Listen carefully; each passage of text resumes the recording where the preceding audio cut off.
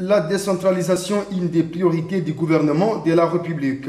Le défi du gouvernement étant de parvenir à mettre effectivement en œuvre ces nouveaux modes de gestion acceptés par toute la population congolaise depuis le référendum de 2005 sous l'impulsion du président de la République, Joseph Kabila Kabange. La décentralisation a été séparée du ministère de l'Intérieur et Sécurité pour devenir un ministère à part entière sous la direction du ministre d'État Salomon Banamouéré. Dès son entrée en fonction, le ministre d'État en charge de la décentralisation et affaires coutumières, Salomon Banamouéré, s'est tout de suite engagé dans la relance de la coopération avec les différents partenaires techniques et financiers, et c'est dans le but d'accélérer la mise en œuvre de ce processus. Le ministre d'État, Salomon Banamouéré Baliene, a ainsi eu plusieurs audiences de manière séparée avec chacun des partenaires sur la liste. Les audiences, l'on peut citer principalement celles tenues avec les directeurs PNUD, la délégation de la MONUSCO, la Banque mondiale, ensuite de la Banque africaine de développement et celle des représentants diplomatiques de quelques pays, dont la Grande-Bretagne, le Canada, le Royaume de Belgique et le Soudan du Sud. De même, la délégation de la CENCO conduite par son secrétaire général. Ils ont tous manifesté la volonté d'accompagner le processus de la mise en œuvre de la décentralisation en République démocratique du Congo. Dans le même ordre d'idées, le gouvernement de la République démocratique du Congo a tenu la réunion du comité de pilotage sur la décentralisation sous l'égide du Premier ministre Augustin Matata Ponyo, à l'issue de laquelle d'importantes recommandations ont été arrêtées. Le ministre d'État de la décentralisation et affaires coutumières a lancé la 5e édition de la campagne nationale de vulgarisation sur la décentralisation. La ville de Mbuji-Mayi, dans la province du Kasai oriental, a constitué la première étape de la mission du ministre d'État qui s'est progressivement poursuivie dans toute l'étendue du pays, à savoir le Katanga, l'Équateur, le Maniema, la province orientale, le Nord Kivu et le Bandundu. Plusieurs équipes composées des agents et cadres de l'administration, de la cellule technique d'appui à la décentralisation, CETAD, et du PRCG ont aussi été envoyées simultanément sur terrain en vue de renforcer cette action de sensibilisation. Dans ses différentes allocutions, Salomon Banamouéré a à chaque fois rappelé et invité tout Congolais à prendre son destin en main avec ce mode de gestion qui est le socle du développement à partir de la base. Et pour cela, la population devra opérer dans un avenir proche un choix judicieux lors des élections locales, municipales, urbaines et provinciales à venir, une première en République démocratique du Congo. Le ministre d'État s'est appesanti sur les attributions qui reviennent aux organes délibérants et leurs organes exécutifs afin de permettre le choix de ses futurs élus locaux. Il a aussi encouragé les populations locales à sauvegarder la solidarité nationale et à éviter tout acte de xénophobie, car la décentralisation et le découpage ne veulent pas dire la division. Après avoir réalisé cette campagne en province, Salomon Banamouéré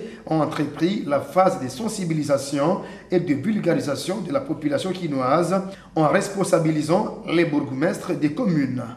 Les communes de Massina et Limete ont constitué l'échantillon de cette campagne et ont été choisies par leur spécificité. Cette stratégie de s'approcher directement avec la base a permis au ministre d'État d'avoir une appréciation exacte sur le niveau de la perception et de l'appropriation de cette grande réforme par la population congolaise. L'autorité a démontré au cours de ces journées de sensibilisation le degré de responsabilité de tout et chacun dans la prise en charge de la gestion démocratique et du développement local. Notons que dans le cadre de cette campagne, Vox Pop a été initié par le ministère dans toutes les communes de la capitale en fait de recueillir les avis du public sur ce mode de gestion, mais aussi d'informer l'homme de la rue sur la quintessence de la décentralisation en République démocratique du Congo. Toujours dans le cadre de la clôture de cette campagne à Kinshasa, plusieurs journées de sensibilisation ont été organisées par le ministère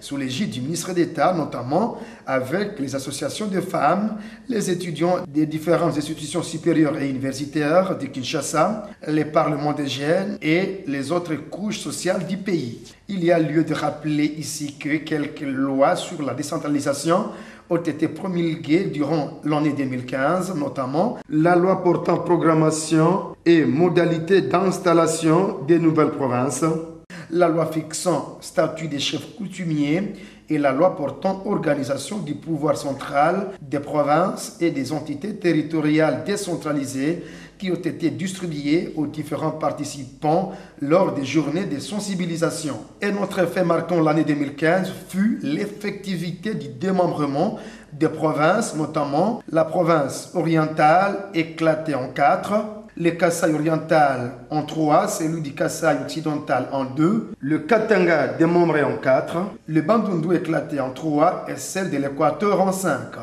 L'article 3 de la Constitution a été appliqué. La République démocratique du Congo est passée de 11 à 25 provinces, plus la ville de Kinshasa, concernant la gestion des 21 nouvelles provinces issues du processus du découpage territorial. Les commissaires spéciaux et leurs adjoints ont été nommés par le chef de l'État, et ce, conformément à l'ordonnance présidentielle numéro 15/081 du 29 octobre 2015. Avant d'être déployés dans leurs provinces respectives, ces gestionnaires de 21 nouvelles provinces avaient bénéficié de la part du gouvernement d'un séminaire de cadrage et de renforcement des capacités sur les différents domaines de la vie nationale. Parmi les orateurs, Salomon Banamouéré, qui avait exposé sur les avantages de la décentralisation, tout en présentant la carte postale de ce processus en République démocratique du Congo, ainsi que ses enjeux et défis. Fini alors avec le pessimisme et le scepticisme.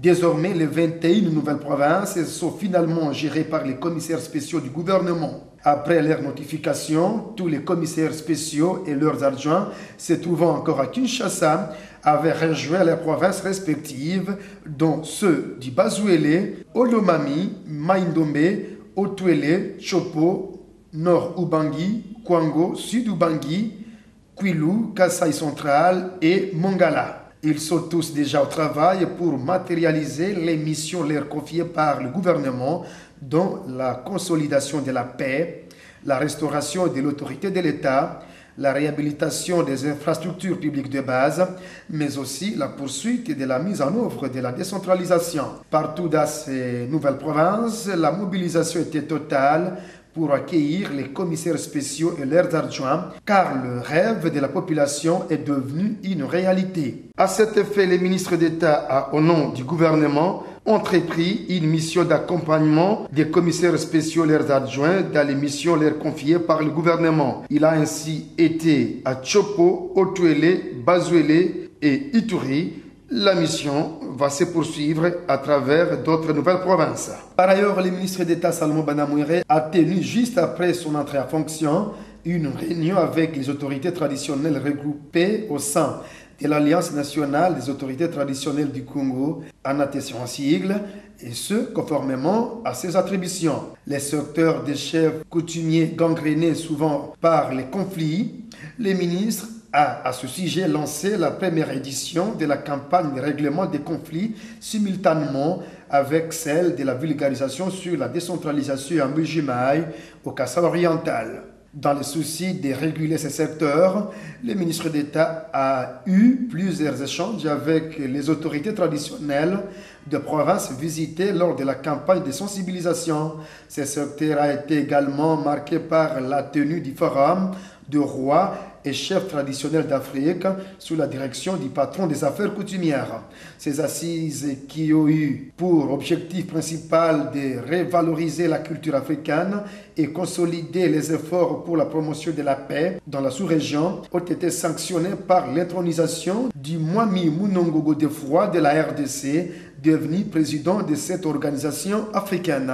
Dans le domaine de la décentralisation et la pacification, sur instruction de la haute hiérarchie, le ministre d'État s'était rendu à Isiro, chef-lieu de la nouvelle province du Haut-Uélé, et plusieurs fois à Beni, au Nord Kivu. À Isiro, Salomon Banamouéré, au nom du chef de l'État et du gouvernement, avait réconcilié la population avec les autorités politico-militaires et policières après les échauffourées qui avaient caractérisé cette ville. Ici, le ministre d'État avait encouragé la population au civisme fiscal pour booster le développement de cette jeune province. À Beni, porteur des messages de compassion du chef de l'État et du gouvernement à la population victime des actes des terroristes des ADF, Salomon Banamouéré avait été en ville de Beni à Mavivi, Oicha, Mbao, Maïmoya et dans l'agglomération d'Eringeti, où les rebelles ougandais de l'ADF s'étaient distingués dans les tueries tout en pulvérisant les centres de santé et les boutiques à l'aide de leurs roquettes.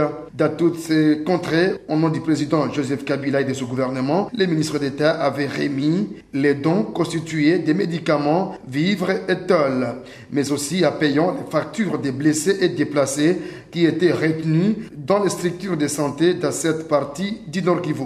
Également, Salomon Banamouire s'était rendu à Nyamirima dans le territoire de Rutshuru. Ici, il avait prêché la cohabitation pacifique entre les différentes communautés locales. En ce qui concerne la décentralisation et la jeunesse, Salomon Banamouire avait effectué une visite en ville de Butembo. Sur place, il avait visité les jeunes qui bénéficient d'une formation en mécanique générale, coupe-couture, menuiserie, et ce, dans le but de promouvoir l'autoprise en charge. Ce projet est initié par le ministre d'État.